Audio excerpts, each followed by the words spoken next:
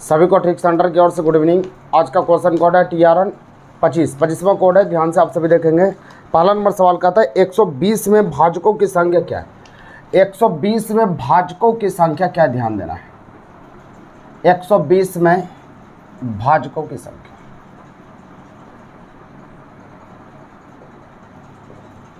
यानी 120 में भाजक कितने, इसको बताना है। तो इसका तरीका क्या है, भाजक की संख्या, समभाजक की संख्या, विषम भाजक की संख्या, अभाज्य गुणनखंडों की संख्या, अभाज्य भाजकों की संख्या जितना रहेगा, तो आपको बनाने का तरीका क्या है, ध्यान दीजिएगा।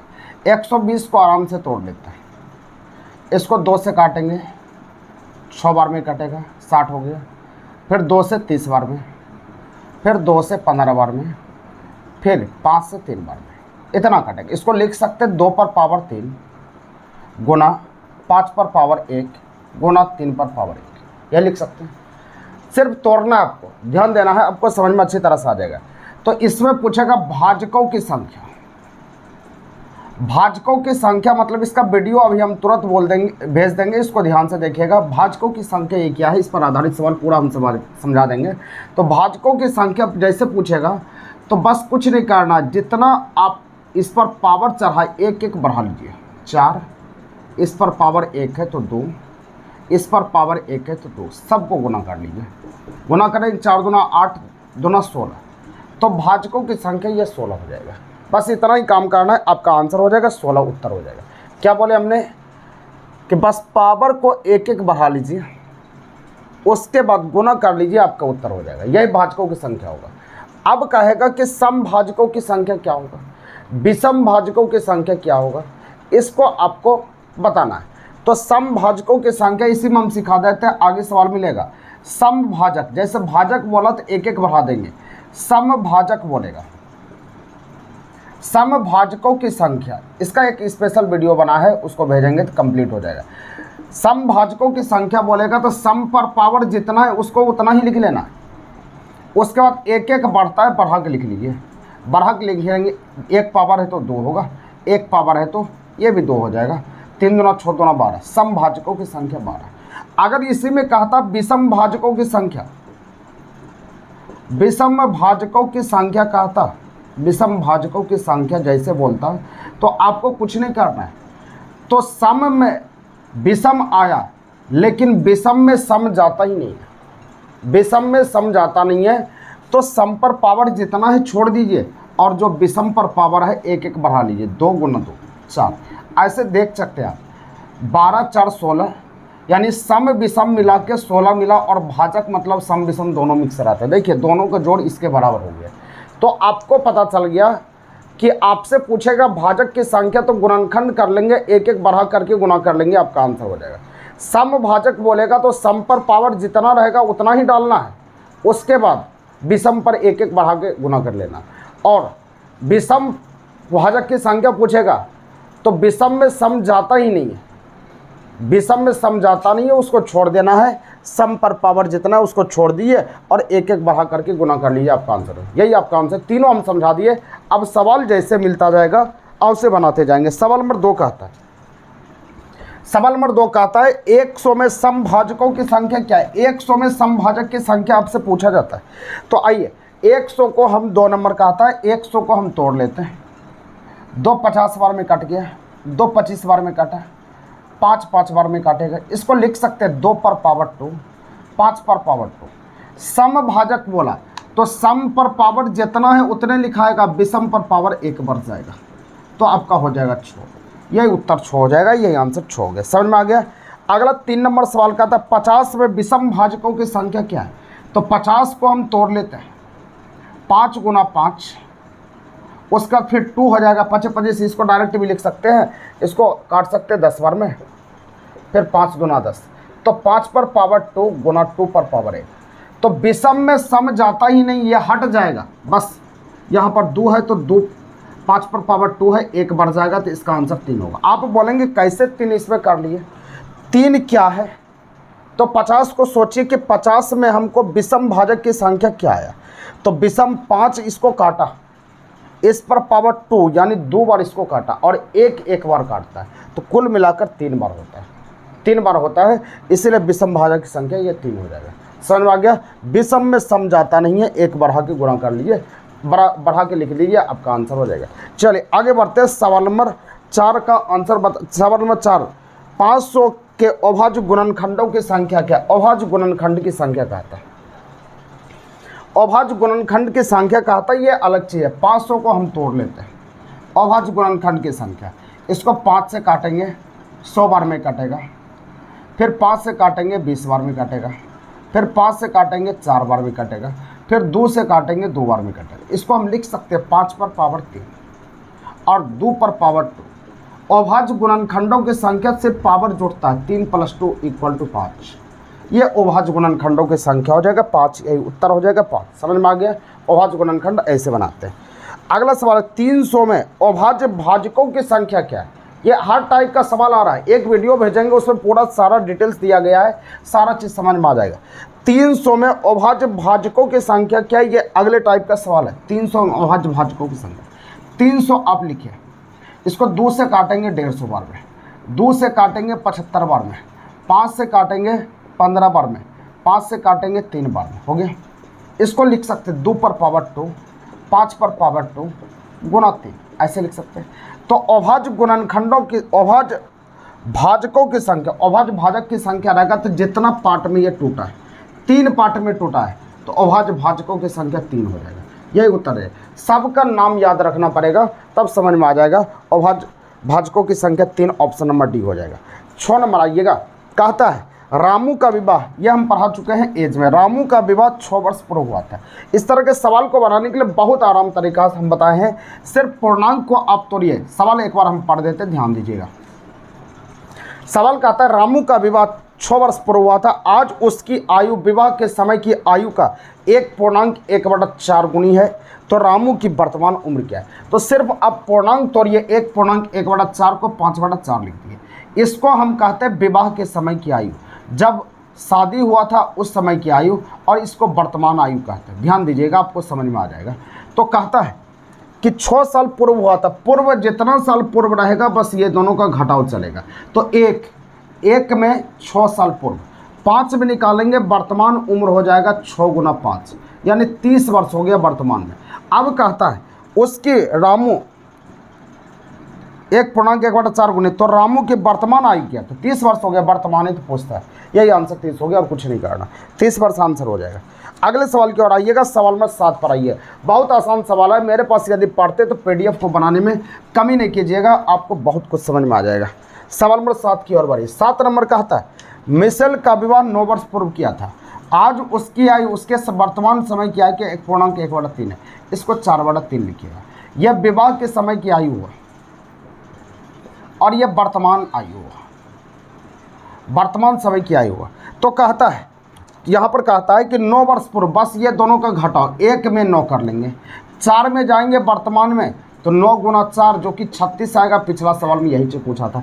लेकिन कहता है उसकी पुत्री की आयु, उसकी आयु 36 का मतलब गुना 1/6 यानी उसकी पुत्री की आयु 6 साल है। लेकिन कहता है 2 साल पूर्व मतलब 2 साल पीछे, 2 घटा लेते हैं तो पुत्री की उम्र हो जाएगा 4 वर्ष। यही आंसर 4 हो जाएगा। इतना ही काम करना, आपका आंसर बनेगा।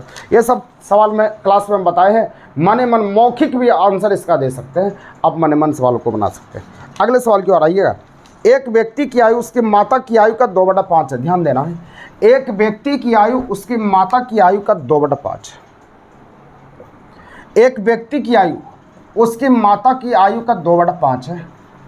तो माता बड़ा, तो माता को 5 दे दिए, व्यक्ति को 2 दीजिए, क्योंकि 2/5 में 5 बड़ा होता है, जो बड़ा आदमी होता है उसको बड़ा डालते हैं। उसके बाद कहता 8 वर्ष बाद, ये कुछ नहीं बोला था, ये वर्तमान की बात बोला। 8 साल के बाद, यहाँ पर कहता 8 साल के बाद उसकी माता की आयु, 8 साल के बाद उस व्यक्ति की आयु उसकी माता की आयु से आधी हो गया, आधा ऐसे लिखते हैं। जो बड़ा आदमी है उसको बड़ा डाल दिए, जो छोटा है उसको छोटा डाल दिए, हो गया। अब यहाँ पर आप क्या कर सकते हैं, आपको पूछा जा रहा है कि माता की उम्र क्या है, तो रामवन लगाइए। रामवन कहता है इधर जो लिखा है उस डिजिट को लिख दीजिए। अब किसी एक अनुपात का अंतर लीजिए, अंतर इसका अंतर 1, कोना कोनी क्रॉस करके गुणा करके घटाओ कीजिए। 2 दूना 4, 5 में 4 गया 1, तो 8 हो गया। इस 8 में जिसको सटा दीजिएगा उसकी उम्र दे देगा। तो आंसर पूछता है माता की उम्र क्या है, तो माता की उम्र तो 5 है, 5 से हम गुणा कर लेते हैं, 8 पंचे 40 हो जाएगा। यही उत्तर होगा, यही आंसर हो जाएगा 40। समझ में आ गया 40। अगले सवाल की ओर बढ़ते हैं। सवाल नंबर 9 नंबर कहता है 7 3 2 4 गुना 8 6 5 गुना 7 3 2 8 गुना 6 5 4। तो आंसर कहता है कि यहाँ पर इकाई अंक क्या होगा, कुछ नहीं करना, फर्स्ट अंक इकाई को फर्स्ट अंक, 5 चौक 20, 20 मतलब 0, फर्स्ट अंक को लेना, छोड़ देना। 0 गुना 8 0, 0 गुना 4 0, यही उत्तर हो जाएगा 0, यह आंसर हो जाएगा 0। अगले सवाल की ओर बढ़िएगा। यदि P तथा Q के वर्तमान आयु का अनुपात 3:4 है, ध्यान देना है। यदि P तथा Q के वर्तमान आयु का अनुपात 4:3 है, लिखते हैं P और Q की आयु का अनुपात 4:3 है, वर्तमान मतलब ये प्रेजेंट हो गया। उसके बाद कहता है, यहाँ पर कहता है यदि P की 10 वर्ष बाद आयु 50 वर्ष होगी, P की 10 वर्ष बाद आयु 50 होगी, मतलब तो P 10 साल के बाद 50 होगा, इसका मतलब P अभी 40 साल का है। P 40 साल का है तो P का वैल्यू 4 है, 4 कलम का दाम 40 रुपया, 1 कलम का दाम 10 रुपया, तो 3 कलम का दाम 30 रुपया, तो 30 आंसर हो गया। Q की वर्तमान आयु 30 वर्ष हो गया। तो कहता है 5 साल पहले Q की उम्र क्या है, तो 5 से घटा लीजिए, आपका आंसर हो जाएगा 25, यही आंसर हो गया, यही उत्तर होगा 25 वर्ष, यही उत्तर हो जाएगा 25 वर्ष। समझ में आ गया 25 वर्ष। चलिए आगे बढ़िएगा, अगले सवाल की ओर आइए। सवाल नंबर 11 पर आइएगा। 11 कहता क्या है, ध्यान से देखेंगे, सिर्फ वीडियो को 1-2 बार जरूर देखिए और मेहनत करना। जब तक मेरे पास क्लास करते टीआरएन को छोड़िएगा नहीं। टीआरएन आपके लिए इतना रामबाण साबित होगा कि आप उम्मीद नहीं कर सकते। सिर्फ आपको मेहनत करनी, थोड़ा सी मेहनत करनी है, मेरे तरफ से थोड़ा सी मेहनत कर लीजिए, आपको बहुत मज़ा आ जाएगा। चलिए अगले सवाल की ओर आते हैं। एम तथा एन की आयु का अनुपात 6:5 है। M और N की आयु का अनुपात 6:5 बोला, कुछ नहीं बोला, तो ये प्रेजेंट में हो गया। उसके बाद कहता है यदि M की आयु 5 वर्ष पहले 55 था, 5 साल पहले 55 था, इसका मतलब अभी कितना है, अभी 60 साल का। M 60 साल का, M का वैल्यू 6 में 60, तो 1 में 10, तो आंसर कहता है 1 में 10 हो गया। तो कहता है 10 वर्ष बाद N की आयु क्या होगी, 1 में 10 तो 5 में 50 हो गया। कहता है 10 साल के बाद N की आयु क्या होगी, 10 साल बाद मतलब आगे चलना है, 10 जोड़ लिए तो ये 60 आंसर हो गया, ये उत्तर हो जाएगा 60। समझ में आ गया। चलिए आगे बढ़िए। अगला सवाल कहता है 38 गुना 11 क्या होगा।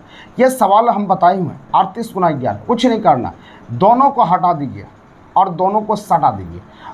3 और 8 को हटा दिया, 8 3 11, 11 1 बाकी 1 हो गया, 1 इसमें सिर्फ जोड़ दिए, 418 आपका आंसर हो जाएगा, 418 उत्तर हो गया।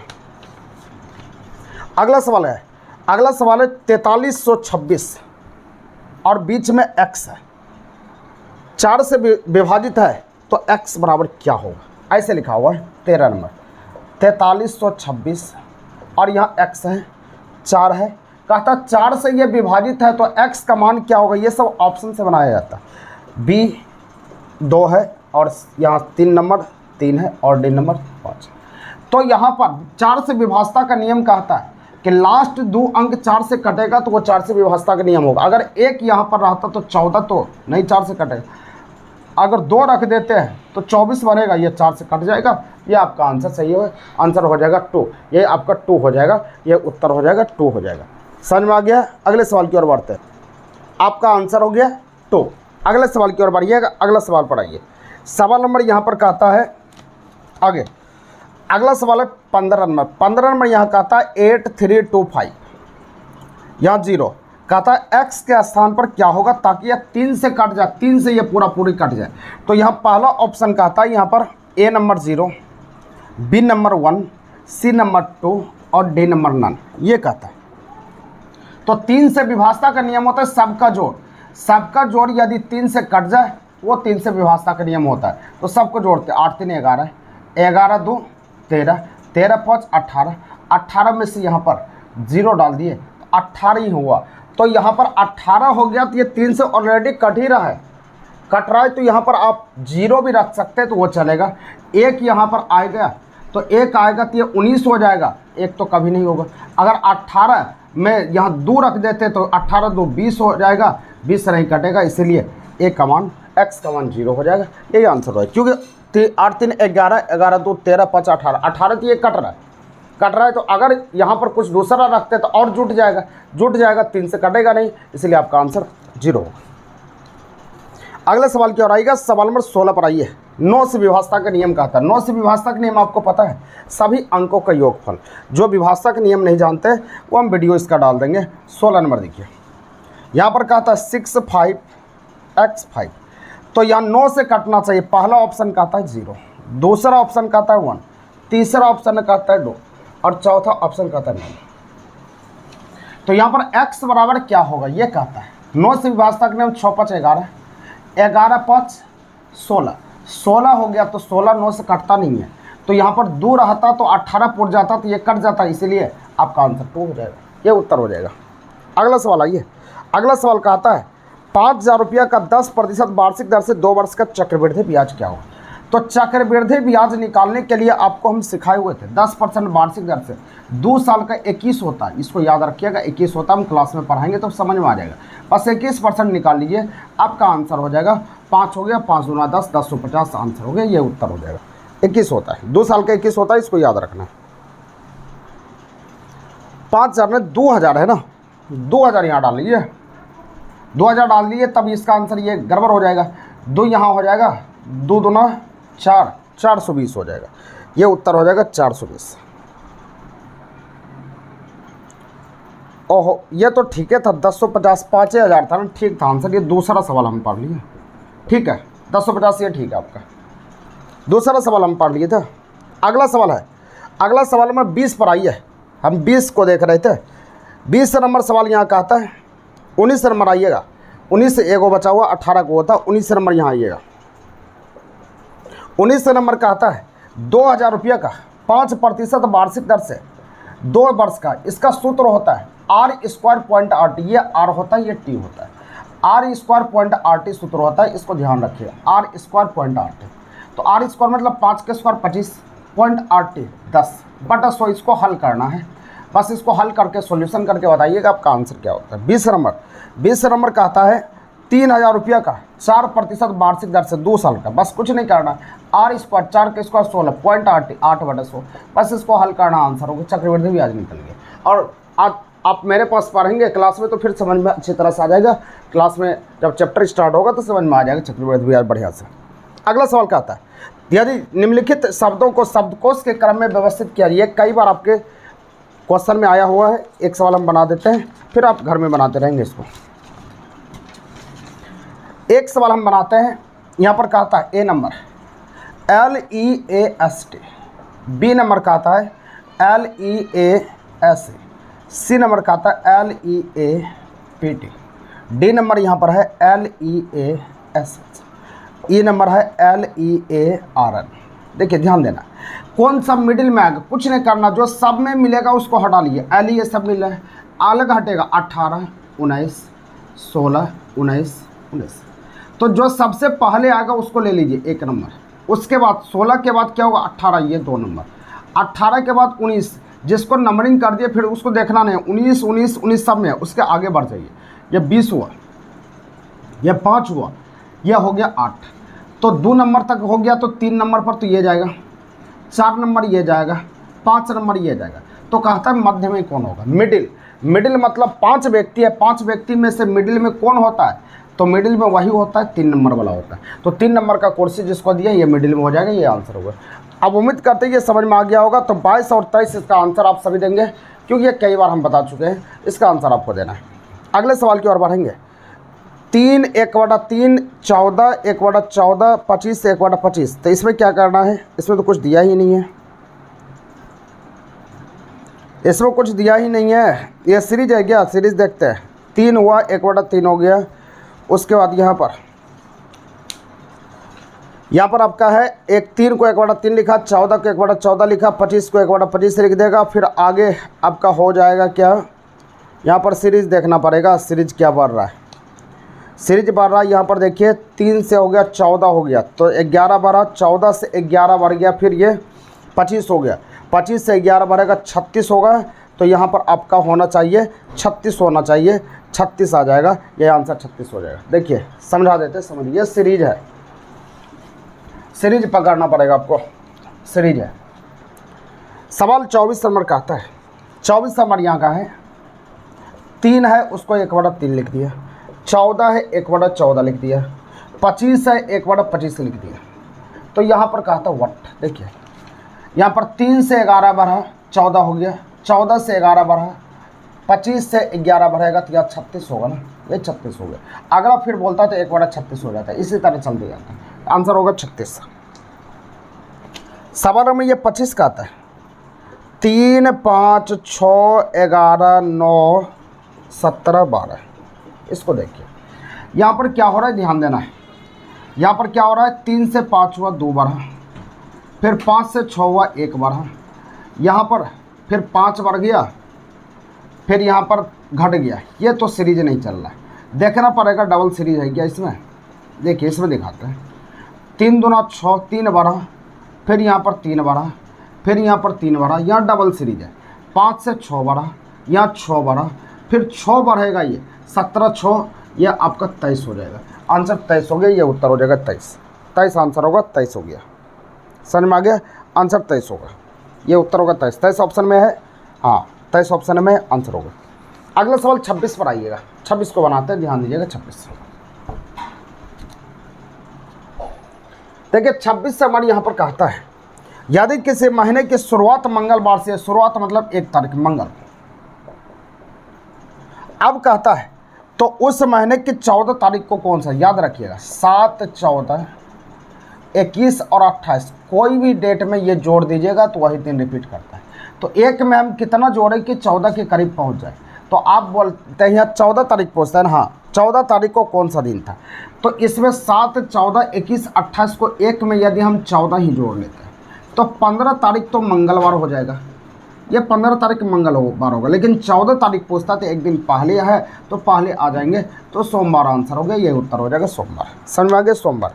अगला सवाल जैसे 27 का आता है, 27 नंबर यहाँ पर कहता है आपका, ध्यान दीजिएगा। 27 नंबर यहाँ बोलता है कि यदि किसी महीने की 5 तारीख को बुधवार हो, 5 तारीख को बुधवार हो, तो उस महीने के 17 तारीख, तो 5 में कितना जोड़ देंगे, 14 जोड़ देंगे, तो 5, 14, 19 तारीख होगा, 19 तारीख बुधवार होगा। लेकिन 17 पूछता है तो 2 दिन पीछे होगा, तो 2 दिन पीछे आ जाएंगे, तो यहाँ पर हो जाएगा 18 तारीख हो जाएगा मंगल, तो यहाँ पर 17 तारीख आपका हो जाएगा सोम, यही आंसर सोम हो जाएगा। पीछे लौट रहा है, पीछे लौट रहा है, ये सोम आंसर हो गया।